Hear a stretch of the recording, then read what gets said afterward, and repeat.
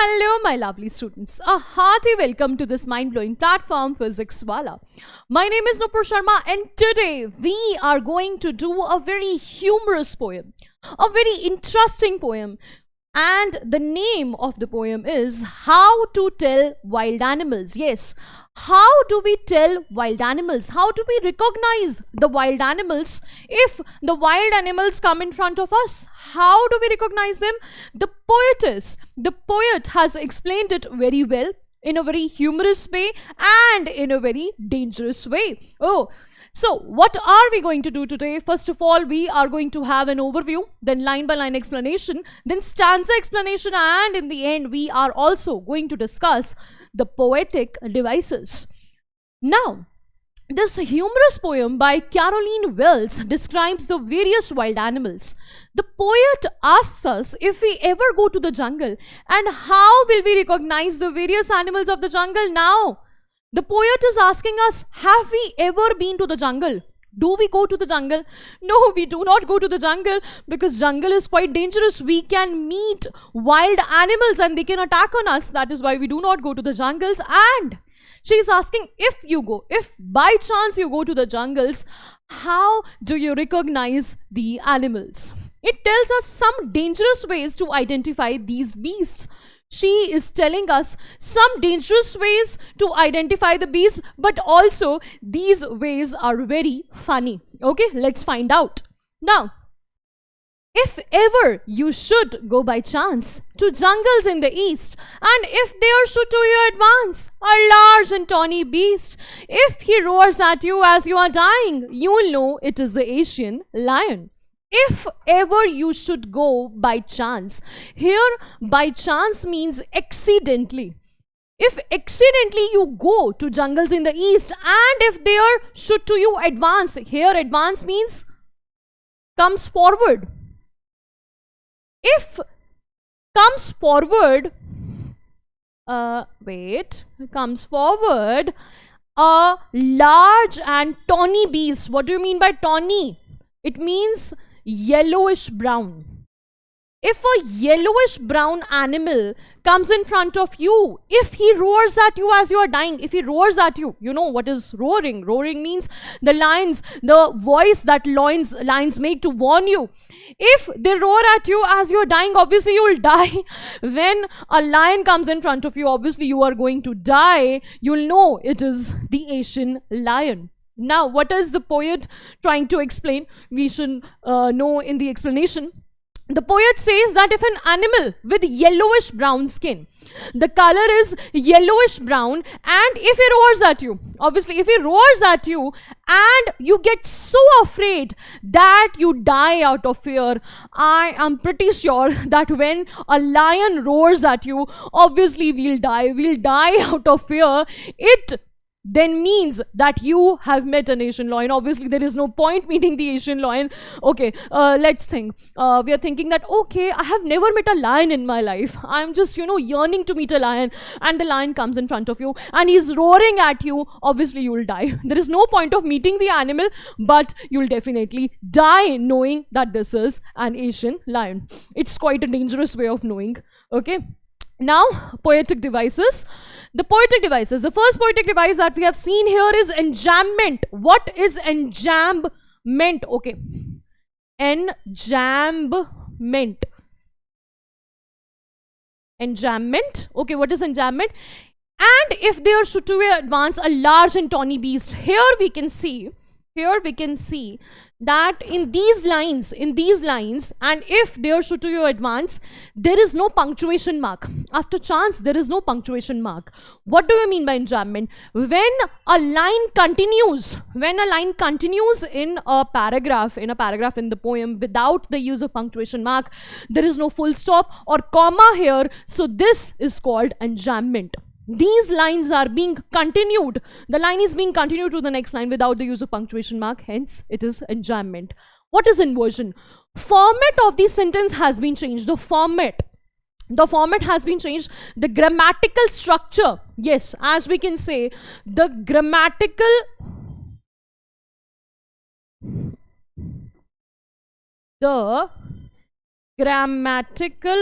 structure of the sentence has been changed to make a rhythm, okay, to make it sound, to make a rhyme. And if they are to you advance, now the grammatical structure of the sentence has been changed. This is inversion. Okay. The third one is assonance. Assonance, you know what is assonance? Assonance means the repetition of the vowel sound. Then when the vowel sound is repeated, this is called assonance. Here we can see that O is being repeated. The sound O is being repeated. Here also we can see the sound O has been repeated, and in the third line as well. The repetition of O can be seen. So this is assonance. Now, allusion. What is allusion? A reference to a famous person, place or thing. When we refer to a very famous person, place or thing in our poem, then it is called allusion. Here, Asian lion. Asian lion has been used. Asian lion is quite a famous animal. So this is allusion. Now, personification, as the name suggests. The name suggests that we are talking about changing someone to a person. Okay, we are personifying something. When we personify any inanimate object or an animal or a thing or a bird, then it is called personification. Here also we can see that he has been used. He has been used instead of it for an animal, and that is the Asian lion. So this is personification clearly. Now, the second paragraph. Or if sometime when roaming round, a noble wild beast greets you with black stripes on a yellow ground, just notice if he eats you. This simple rule may help you learn the Bengal tiger to discern. Or if sometime, what happens when roaming around? When roaming around here means when you are wandering around and a noble wild beast greets you. Here noble means royal.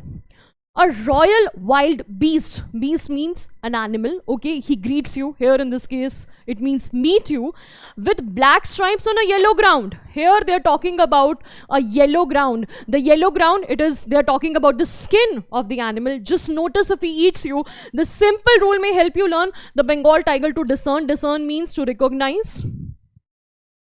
Now the poet is saying that when you're roaming around in a jungle and you see a royal animal in front of you, and that royal animal has a yellow skin and there are black stripes on it, just notice, we have to notice that he doesn't end up eating us up. The simple rule, this is the simple rule that we have to learn, that we do not have to allow the tiger to eat us up. This is how you recognize a Bengal tiger. Let's look at the explanation. The poet describes a royal animal. Obviously, you know the tiger is a royal animal. Now, why is he a royal animal? You have to tell me in the comment section. Why is Bengal tiger called a royal animal, a noble animal in this poem? He's saying that he's having black stripes on his yellowish skin. His body is yellow. And he's roaming freely in the jungle. She says, you will be certain that this is a tiger. This is a Bengal tiger. If he starts eating you up, obviously, if he starts eating you up, you'll definitely recognize that, okay, this is a Bengal tiger. I was yearning to meet the Bengal tiger, but he has started eating me up. Okay, now you've recognized that this is a Bengal tiger, but there is no point in recognizing because we'll end up dying. Okay, so this is also a very dangerous way of explaining that how to recognize a Bengal tiger. Now, here we can see the poetic devices. Alliteration. Yes, alliteration we can see here. It is the repetition of a letter at the start of closely placed words. When a letter is being repeated and we know the consonant sound. Alliteration means when the consonant is being repeated in the beginning of the words. Here in roaming round, we can see that R is being repeated. R is being repeated. So this is alliteration. Inversion, as we have seen in the first paragraph as well. The format of the sentence has been changed. The Bengal tiger to discern. Here we can see the Bengal tiger to discern. The format has been changed. The grammatical structure of the sentence has been changed.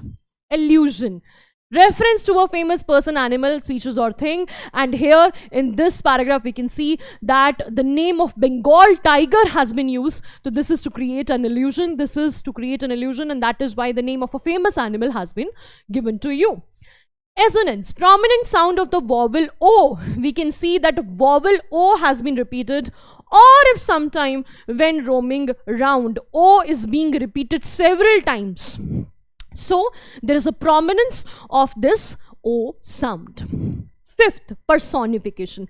Here in this paragraph, we can again see personification because for the Bengal tiger, he has been used instead of it. Okay, so this clearly tells us that personification has been used. Let's move on to the next paragraph. If strolling forth a beast you view, whose hide with spots is peppered, as soon as he has leapt on you, you'll know it is a leopard. 'Twill do no good to roar with pain, he'll only leap and leap again. He is saying, the poetess is saying, if strolling forth, here strolling means wandering again. Okay, strolling forth, walking forward. Okay, walking forward. You view, you see an animal whose hide with spots, whose spots is peppered. Peppered here means that pepper, you know what is pepper, okay, salt and pepper look. He's having a kind of a peppery look as soon as he has leapt on you. Here leapt means leapt, which has been taken from the word leaping. It also means jumping or attacking. We have to notice that when he is attacking on us, he will attack on us. You'll know it is a leopard. When he is attacking on us, we'll definitely know that it is leopard. 'Twill do no good. 'Twill here, 'twill means it will. It will do no good to roar with pain. If you're roaring with pain, if you're making so much sound that we appear to be roaring with pain, he'll only leap and leap again. The tiger is not paying, not going to pay any heed to this, and he is going to jump and jump on you again. He's going to attack and attack on you again. The poet describes an animal who walks in a slow, relaxed way, and his body is fully covered with small spots. It appears that his look is like salt and peppery look. It gives us salt and peppered appearance. Obviously, the spots on the leopard appear to be like that of the pepper. The little spots on the animal body seem like someone has hit his body with small objects. Obviously, it looks like that somebody has poked him with small objects. That is why there are small, marks on his body. If that animal jumps on you, obviously, if that animal jumps on you, you will definitely get to know that this is a leopard. But there is no point of crying. If you cry when he leaps on you, he is not going to pay any attention. We have to be careful because he will jump and jump. He will attack and attack on us again. Obviously, we are talking here again about a very dangerous animal who is going to definitely kill us. Okay? Now, poetic devices. Alliteration. Alliteration has been used here. It is a repetition of a letter at the start of closely placed words. Here, the repetition of letter H has been seen in he has. Here, H is being repeated in he has. Poetic license. Poetic license. The spelling of a word has been changed to create a rhythm in the poem. As I told you that we use all the poetic devices in order to create a rhythm. So here also we can see that the spelling of leapt has been changed, and leapt, L-E-A-P-T, became L-E-P-T, and this is the poetic license. The poet took a license to change the spelling of a word, okay, in order to create a rhythm. Now, repetition. The word leap has been repeated in the last line. We can see that word leap and leap again. So, leap is being repeated. That is why there is repetition in this particular paragraph. Now, fourth, assonance. We can see that in this paragraph, assonance is there. This vowel sound is being repeated several times. Strolling forth a beast you view. We can again see that there is a repetition of vowel O, whose hide with spots. Here also O is being repeated, okay, and I is also being repeated. Whose hide with spots. Do not good to roar. Do no good to roar. O is being repeated many times. That is why there is assonance in this sentence also. Consonants, you know what is consonance? Consonance is the repetition of the consonant sound. Prominent sound of the consonant L. we can see that L is being repeated.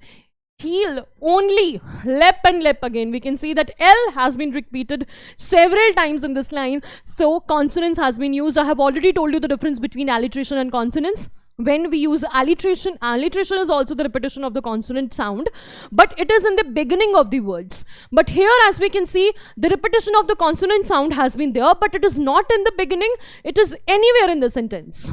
Okay, it is also the repetition of the consonant sound, but this can be anywhere. But in alliteration, it is only in the starting. It is placed in the starting of the words. Now, personification, we can also see personification here. The poet has used he instead of it for an animal. Okay, so here also personification has been seen. Now, the next paragraph. If when you are walking around your yard, you meet a creature there who hugs you very, very hard, be sure it's a bear.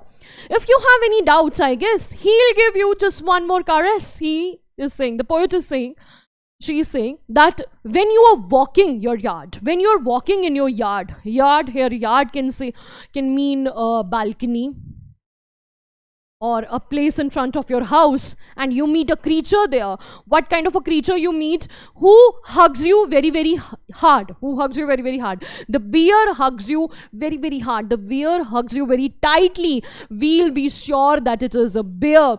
But if you have any doubt, if you doubt him, okay, is he a bear? Then he'll just give you one more caress. He is going to, fondle you once again. What is caress? Caress means to fondle you. He is going to fondle us once again. Now we know that, the teddy bears that are at our house, we call it bear because we hug him. We hug them. Those are huggy bears. But we know that in reality, what happens when in reality the bear hugs us, he does that to kill us. Okay, let's look that in the explanation. The poet says that if you're walking in a field, here yard, okay, obviously, sorry, we cannot say balcony. Balcony, it can be the front of your house or a field. Okay, yard can be any place, okay, a big place. She is saying that you see that there is an animal who hugs you, okay, who hugs you tightly, then be sure that it is a bear. But if you still have some doubts, then you can confirm and he will hug you again. The poet conveys that when someone loves us, they hug us, okay. What is hugging? Hugging means that the person hugs us. When we love someone, they hug us. But when bear hugs you, he hugs you to kill you. Yes. How does a bear kill? The bear embraces you like this, and he does that so tightly. His body is so huge. He does that to kill you. He gives us a tight hug, not to show his emotions, but to kill you. When a bear hugs you in reality, then it will kill you with its tight hug. So it's quite on the contrary. He is not trying to show us his emotions, but he is doing us in order to kill us. So quite a dangerous way of explaining again. Now, enjambment, we can see enjambment here. It is the continuation of a sentence to the next line without break. If when you're walking around your yard, you meet a creature there, we can see that the line is being repeated in the second line, okay? That the line is being continued to the next line without the use of any punctuation mark. So that is enjambment. Alliteration, we can see that repetition of a letter in the closely placed words. Here, repetition of letter W is being repeated in when walking. Okay. B is being repeated in be, bear. H is being repeated in hugs you very, very hard. Okay. Hugs you very, very hard. So here, H is being repeated. Now, assonance, prominent sound of the vowel E. We can see that vowel E is being repeated, and you meet a creature there. E has been repeated several times. So that is why we can see that assonance has a, E has a prominent sound here. Personification, again, we see that he has been used instead of it for an animal. Here in this case, we have used he for a bear. Now, the fifth stanza. Though to distinguish beast of prey, a novice might nonplus, the crocodile you always may tell from the hyena thus. Hyenas come with merry smiles, but if they weep, they're crocodiles. Though to distinguish beast of prey. They are talking about the beast of prey, those who attack on us. A novice might nonplus. A novice, here a novice means a beginner. The person who doesn't know the ABCD of the wild animals, the person who does not know anything about the animals, he is going to nonplus. Nonplus means he is going to make a mistake in recognizing a crocodile. He cannot differentiate between a crocodile and a hyena, because when a crocodile attacks on you, he weeps. We see that these are just crocodile tears. What do you mean by crocodile tears? Crocodile tears are the fake ones. Okay, the crocodile, he's always, his the water is coming from his eyes, but those are actually not tears. Okay, those are actually not tears. But when they attack, there are tears in their eyes. But when hyenas attack you, they have a sort of grin. They have a sort of grin. They have a quite of a merry smile. Okay. So that is why they are telling us that how to, differentiate between a crocodile and a hyena. We can see it further in the explanation. The poet asks if we know how to recognize animals when they hunt their prey. They hunt, crocodile and hyenas both hunt. They are both beasts of prey. When they attack us, how do we differentiate between a crocodile and a hyena? They are telling us very clearly. She further explains that when hyenas kill their prey, they laugh. Okay, they show a smile, they show a grin, they show their teeth. But when crocodiles, attack someone, they have tears in their eyes. So they are quite opposite to each other. But both of their work is to, attack on the person and to eat up its prey. Okay, now poetic devices, alliteration. We can see alliteration here. It is a repetition of a letter at the start of closely placed words. Here in this case, N is being repeated in novice and nonplus. Okay, T is being repeated in tell, from, the, hyena. Thus, T is being repeated in the closely placed words. Enjambment, here also we can see enjambment that the lines are being continued without the use of punctuation marks. Though to distinguish beast of prey, a novice might nonplus, that the lines are being continued in the stanza. The lines are being continued from first line to the second line without the use of punctuation marks. The crocodile you always may tell from the hyena thus. Okay, again, both these lines are being, continued from one line to another without the use of punctuation mark. So, hence, this is your enjambment. Now, the true chameleon, the last stanza, the true chameleon is small, a lizard sort of thing. He hasn't any ears at all and not a single wing. If there is nothing on the tree, this, the chameleon you see, they are saying that the true chameleon, the lizard that changes its colors. Okay, we are quite scared of it. Okay, I am very scared of it. A lizard sort of thing. It looks like a lizard. It's a reptile. He hasn't any ears at all. If you notice it, it doesn't have ears and not a single wing.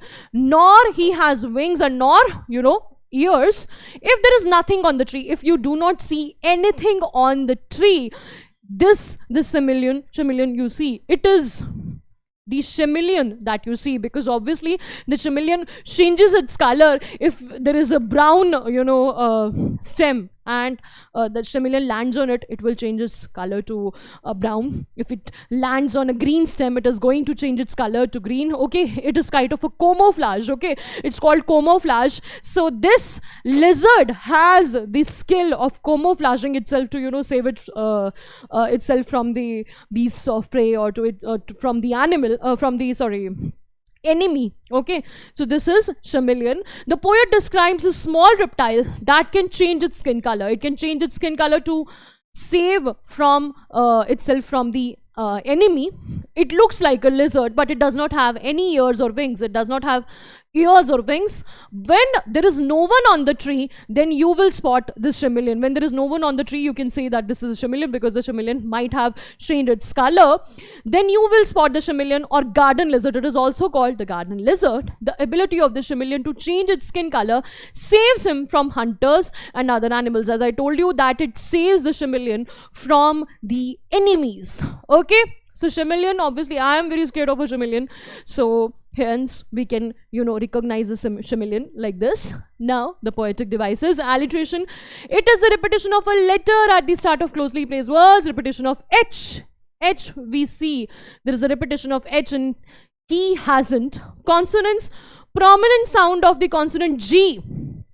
G is being repeated in single wing. G is being repeated. Here you can spot the difference clearly between alliteration and consonant. In both the cases, the consonants are being repeated.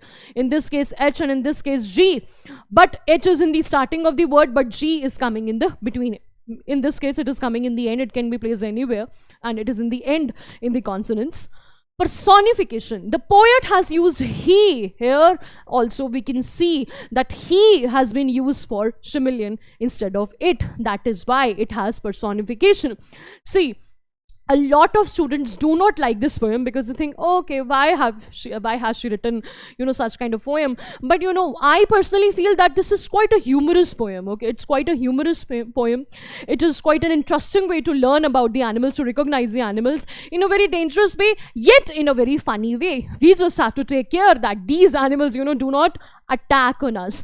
This is only the thing that we have to do. We have to maintain a distance from them so that they do not, end up eating us. Okay, I hope that this poem was clear to you, and you have to focus on all the poetic devices, especially the difference between alliteration and consonants. Okay, hope you have a very nice day. Take care. Bye bye.